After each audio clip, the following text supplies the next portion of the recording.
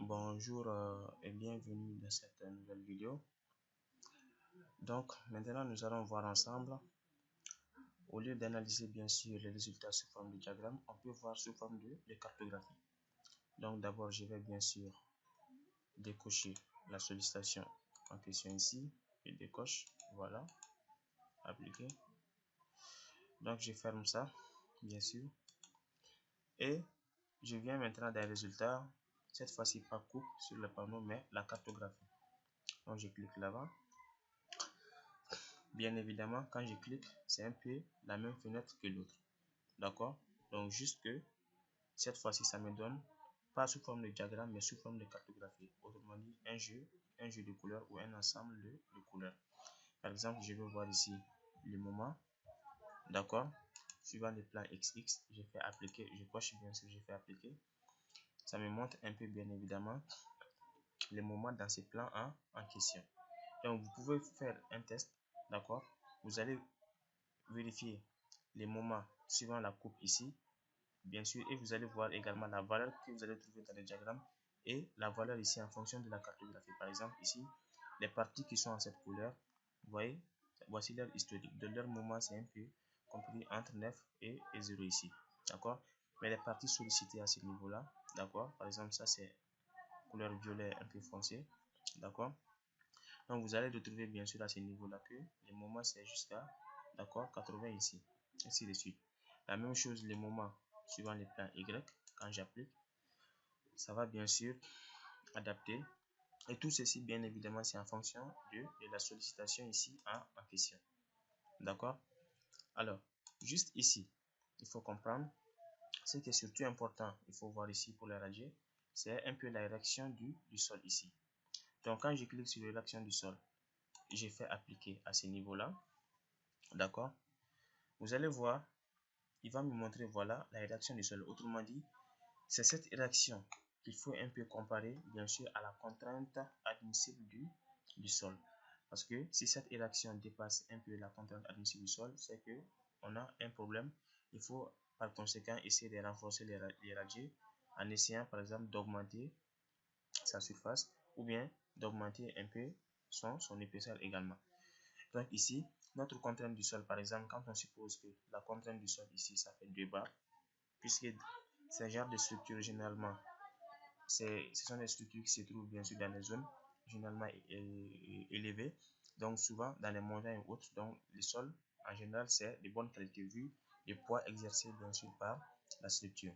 Donc si on suppose que la contrainte du sol, par exemple, c'est de 2 bars à l'ILS, donc autrement dit, 200 kPa, parce que 1 bar ça fait 1 kN par mètre carré, et plutôt 1 bar ça fait 100 kN par mètre carré.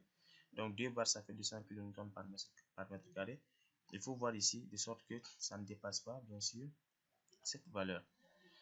Mais quand vous voulez faire ça, il faut faire ça en fonction des combinaisons, non pas à l'élu, mais les combinaisons à l'ELS. Parce que quand on veut vérifier la contrainte, d'accord, par exemple la contrainte du laboratoire qu'il va donner à l'ELS, il va donner soit à l'ELS, soit à l'élu, soit admissible, ou à rupture. Donc contrainte à l'ELS par exemple, s'il donne que c'est 2 bars, donc il faut vérifier, généralement c'est en fonction des chargements, des combinaisons à l'ELS. Il faut pas, autrement dit, on ne doit pas pondérer les charges pour vérifier la réaction. Il faut vérifier juste la somme des charges, autrement dit les combinaisons à l'élu. Donc on commence de 29 jusqu'à 36 ici. D'accord? C'est ça les combinaisons de déplacement DEP ou bien à l'ELS. Donc je peux cliquer sur 29 ici. Bien sûr, toujours la rédaction K est cochée. Donc vous voyez un peu, on a une contrainte, par exemple, avec la combinaison LS 29.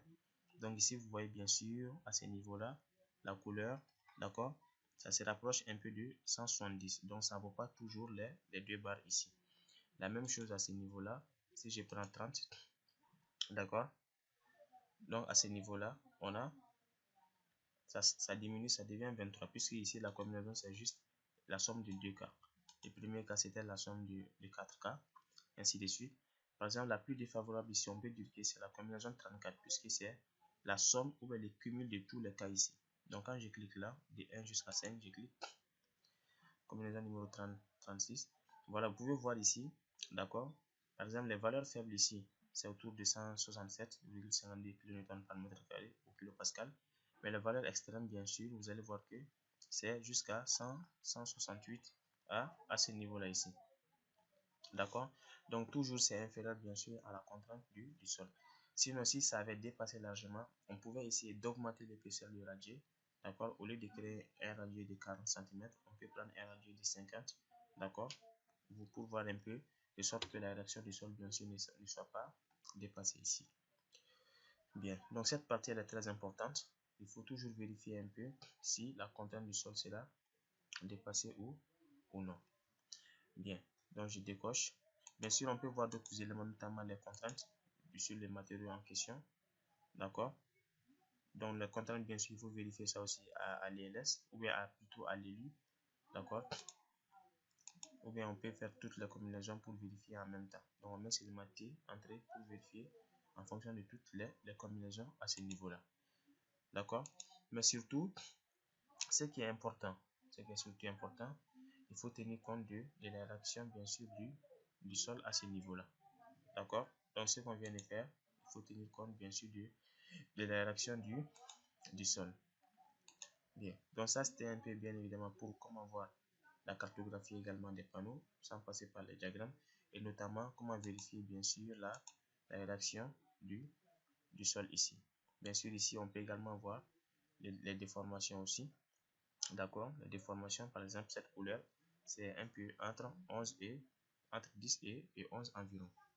D'accord, donc ici, on va juste maintenant procéder au ferraillage, bien sûr, de notre radier pour pouvoir voir un peu la disposition des armatures et aussi voir les notes de calcul. Donc, on va voir ça, bien sûr, par la suite. Bien.